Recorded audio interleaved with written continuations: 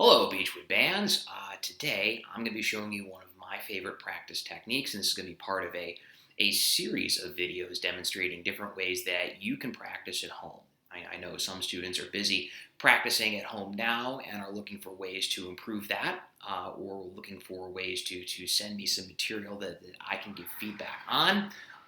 Inside this material on Google Classroom, there's going to be a Google form that you can use for that. Since this is the first video in this series, I guess I'll explain that now that the Google form has a way that you can submit sound files and video files. So as you're practicing something or maybe trying out this practice technique, you can send me what you're working on and I'll be glad to send back advice, suggestions, tips, and just say, hey, way to go on what I'm hearing.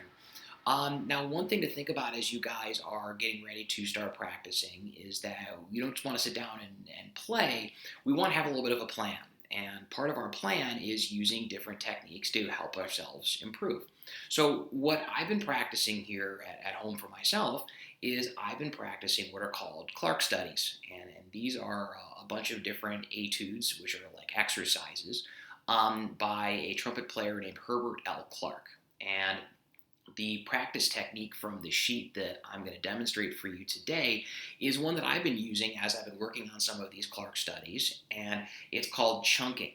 And this is a great technique because what it does is it breaks up a larger piece of music into small, manageable pieces. And with chunking, we can work on a long piece of music in very small pieces, maybe one, maybe two measures at a time, and then go on to the next two measures, then the next two measures, and then as you master this material, you can start to put the chunks together into longer pieces until you're ready to play the whole song.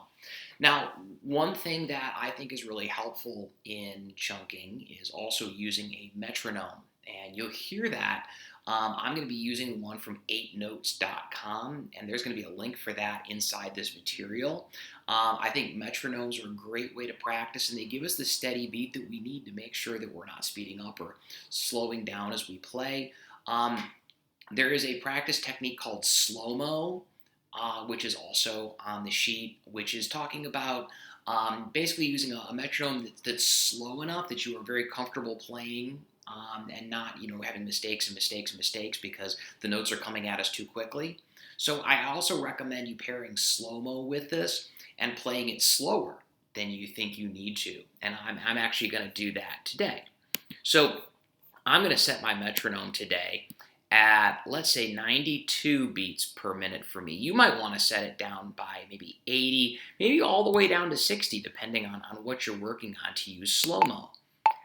And if you hear it, this is where I have it set on the none setting as opposed to 2, 3, or 4.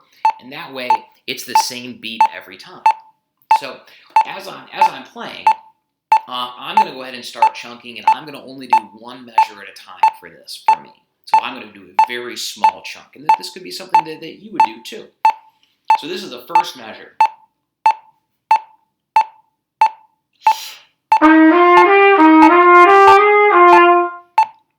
I would do that a couple times. So,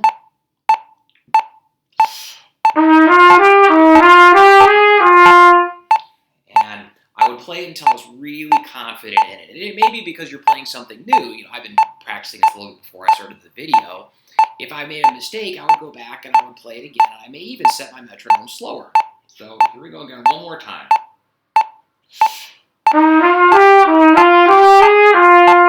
And then when I'm ready, I go on to my next measure. And I try it again.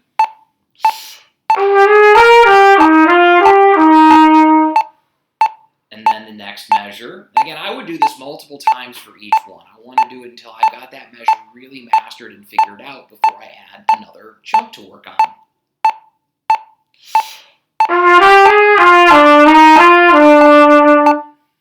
And then finally, the last one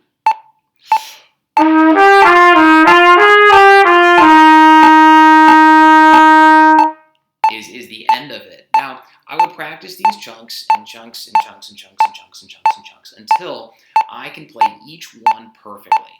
And then that's the point that I would start to put it together. And I would do maybe my first two chunks together.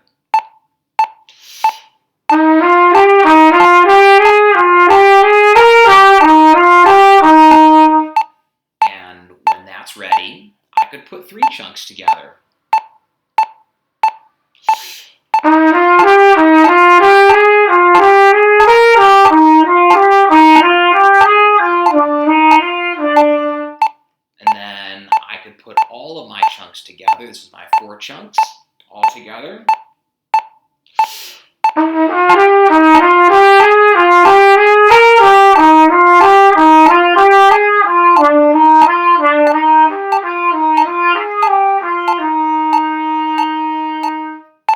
So that's a way that you can take a long piece of music and break it into small, manageable pieces. Good luck. Happy practicing. Make sure you send me what you're working on. I'd love to hear.